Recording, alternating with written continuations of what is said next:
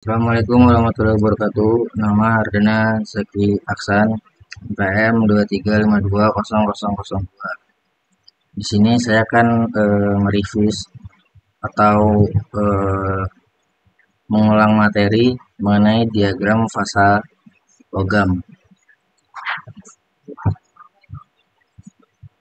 Pertama, tujuan mempelajari diagram fasa yaitu satu, mengetahui komposisi kimia suatu paduan, mengetahui jumlah relatif fasa suatu paduan pada temperatur tertentu, mengetahui perubahan-perubahan struktur mikro yang terjadi pada suatu paduan akibat proses perlakuan panas, mengetahui temperatur cair suatu paduan, khususnya pada proses peleburan logam untuk proses pengecoran, mengetahui temperatur perlakuan panas suatu paduan, mengetahui temperatur pembentukan fasa suatu paduan. Selanjutnya, kita lanjut ke klasifikasi diagram fasa, yaitu ada 3 pembagian, yaitu 1 diagram fasa 1 komponen atau 1 unsur, kedua yaitu diagram fasa biner yang memiliki paduan 2 unsur, ketiga diagram fasa tersier paduan yang memiliki 3 unsur. Klasifikasi diagram fasa biner. 1. Tipe 1, 2 logam larut sempurna dalam keadaan cair dan padat. Tipe 2, 2 logam larut sempurna dalam keadaan cair dan tidak larut sempurna dalam keadaan padat. Tipe ketiga, 2 logam larut sempurna dalam keadaan cair dan larut sebagian dalam keadaan padat. Tipe keempat, 2 logam membentuk fasa intermediat dengan titik lebur kongruen. Tipe kelima, 2 logam membentuk reaksi peritektik. Yang keenam, 2 logam membentuk reaksi monotektik. Yang ketujuh, 2 logam tidak terlarut sempurna dalam keadaan cair dan padat. Yang kedelapan, diagram fasa Fe akan berubah menjadi Fe 3C.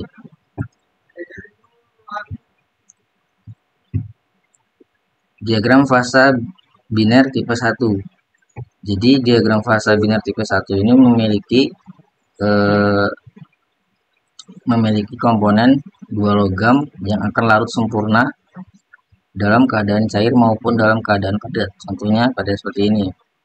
Jadi di sini tertera L yaitu fasa liquid.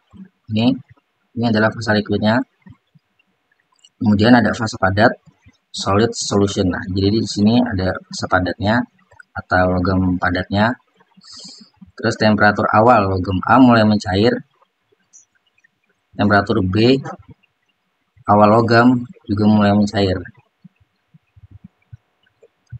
Kemudian jenis-jenis reaksi fasa yang terdapat pada logam diagram fasa logam.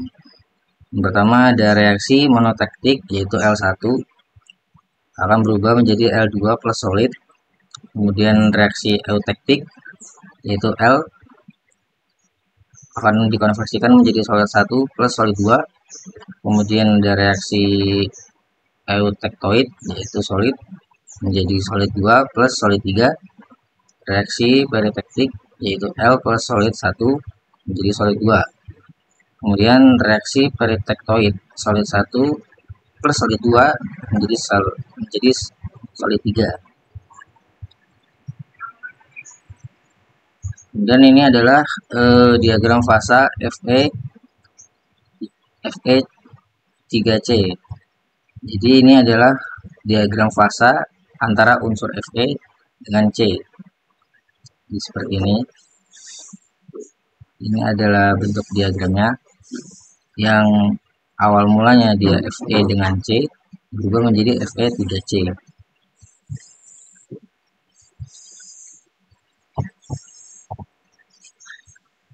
Lalu kita lanjut yaitu jenis-jenis fasa pada diagram Fe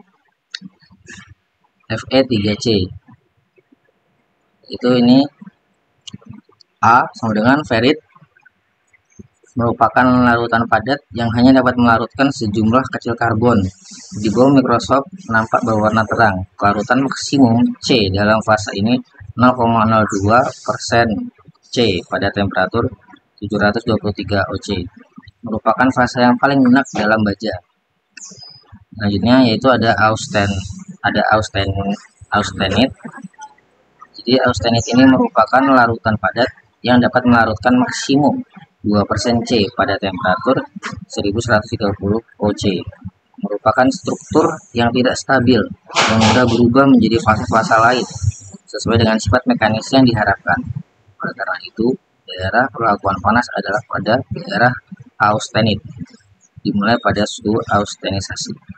Kemudian ada Fe3C atau sementit sama dengan karbida besi, merupakan senyawa yang keras dan rapuh dengan kekuatan tarik yang rendah dan kekuatan tekanan yang tinggi. Struktur kristalnya adalah ortorombik. Kemudian jika A plus Fe3C akan menghasilkan perlit.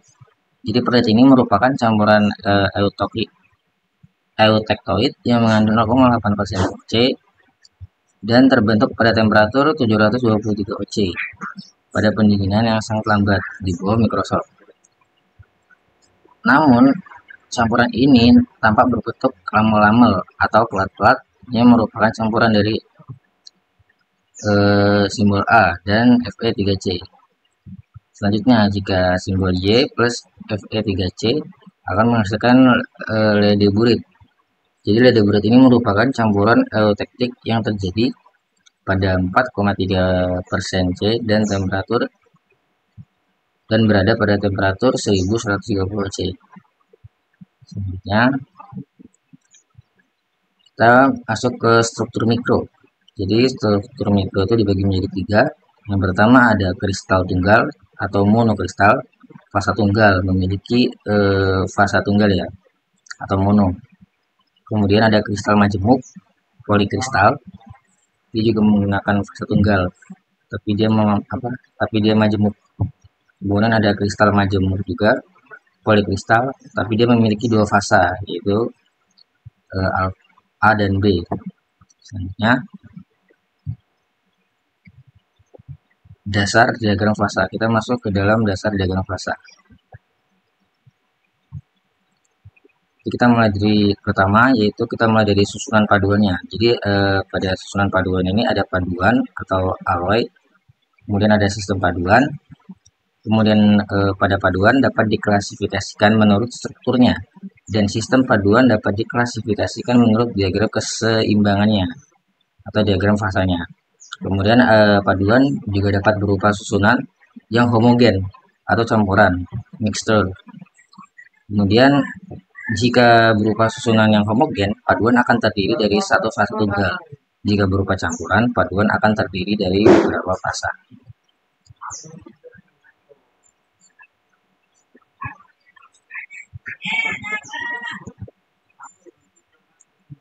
Paduan dalam keadaan padat ada 3 macam mungkin fasa, yaitu ada logam murni, yaitu lalu ada senyawa, kompon, lalu ada larutan padat atau solid solution. Lanjut, kita logam murni. Jadi pada logam murni ini pada kondisi equilibrium atau seimbang, suatu logam murni dapat mengalami perubahan fasa pada suatu temperatur tertentu.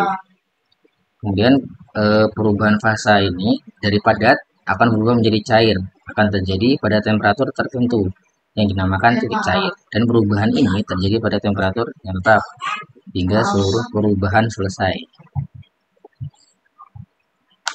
Lalu selanjutnya ada senyawa atau kompon. Jadi senyawa ini merupakan gabungan dari beberapa unsur dengan perbandingan tertentu dan tetap.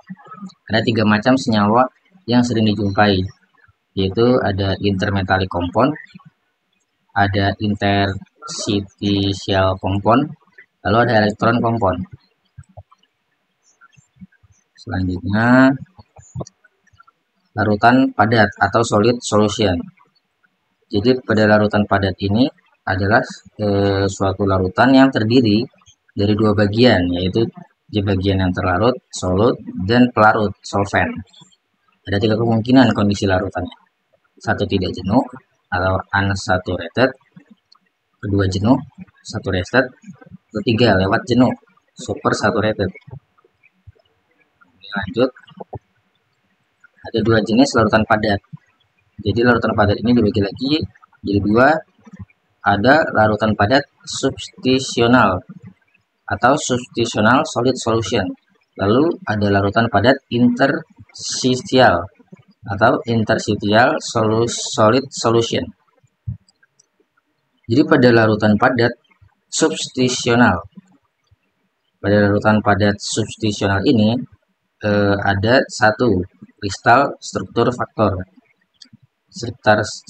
Kristal struktur faktor ini yang pertama yaitu kelarut padat lengkap tidak akan terjadi apabila kedua unsur solut dan solvent struktur kristalnya tidak sama. Lalu pada substitutional solid solution, kedua unsurnya harus memiliki unsur kristal yang sama. Dua, yaitu ada relative size factor. Relative size factor ini akan mudah terbentuk larutan padat bila perbedaan diameter atom tidak terlalu besar, tidak melebihi 15%. Contohnya ada antimony dan bismuth. Dapat saling melarutkan pada segala komposisi. Kelarut padatannya tidak terbatas karena perbedaan diameter atom hanya 70% dan struktur kristalnya sama, rhombohedral. Dua, ada chemical affinity factor. Jadi makin besar chemical affinity-nya atau daya ikatnya antara dua logam tersebut, maka makin kecil kemungkinannya membentuk larutan padat. Kemudian selanjutnya ada relative valence factor. Jadi relative valence factor ini yaitu logam bervalensi rendah dapat melarutkan lebih banyak logam bervalensi lebih tinggi dibanding sebaliknya. Contohnya ada sistem paduan aluminium dan nikel. Oke, lanjut kita ke larutan padat interstitial. Jadi larutan ini terbentuk bila larutan ini terbentuk apabila atom dengan diameter yang sangat kecil dapat masuk di rongga antar atom dalam struktur lattice dari solvent dengan diameter atom yang besar. Lalu larutan pada interstitial biasanya mempunyai kelarut padatan sangat terbatas. Kemudian ini struktur atau bagan dari paduan. Yang pertama ada alostruktur atau paduan struktur atau struktur paduan, Kemudian di bawahnya lagi ada homogeneous single phase. Kemudian ada mixture several phase. Homogeneous ini dibagi lagi menjadi solid solution dan compound. Lalu dibagi lagi solid solution ini menjadi substitutional dan interstitial. Compound ini intermediate alloy phase dibagi lagi menjadi 3, yaitu ada intermetallic, interstitial, dan elektron. Kemudian pada mixture several phase ini dibagi lagi, yaitu pertama ada any combination of solid phases, ada pure metal, solid solution, dan compound intermediate alloy. Lanjut diagram fasa. Jadi diagram fasa ini adalah suatu grafik yang merupakan representasi tentang fasa-fasa yang ada dalam suatu material pada variasi temperatur, tekanan, maupun komposisi. Pada umumnya, diagram fasa dibangun pada keadaan keseimbangan atau kondisinya adalah pendinginan yang sangat lambat. Diagram ini dipakai untuk mengetahui dan memprediksi banyak aspek terhadap sifat material.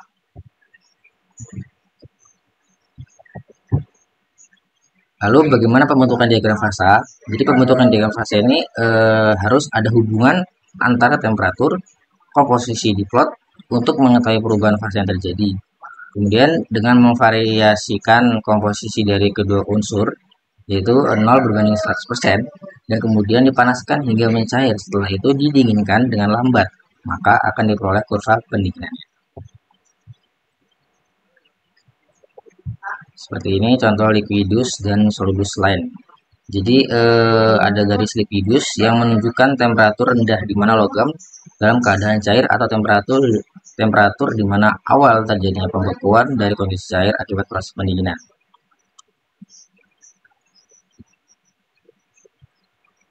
Kemudian ada garis solilus. Jadi garis solilus ini menunjukkan temperatur tertinggi suatu logam dalam keadaan padat atau temperatur terendah di mana masih terdapat cair. Seperti ini. Kemudian selanjutnya ini ada solubility limit. Solubility ini adalah diagram yang menyatakan batas kelarutan maksimum unsur terlarut di dalam pelarutnya, maksimum solubility limit. Jadi ini adalah grafik maksimum dari solubility limitnya. Jadi menentukan limit atau batas dari eh, kelarutan oleh pelarutnya. Kemudian selanjutnya ini ada jenis diagram fasa. Ada dua, diagram biner terdiri dari dua komponen, ya, terdiri dari dua komponen, dan diagram Turner terdiri dari tiga komponen. Jadi di sini ada tiga komponen yang membentuk.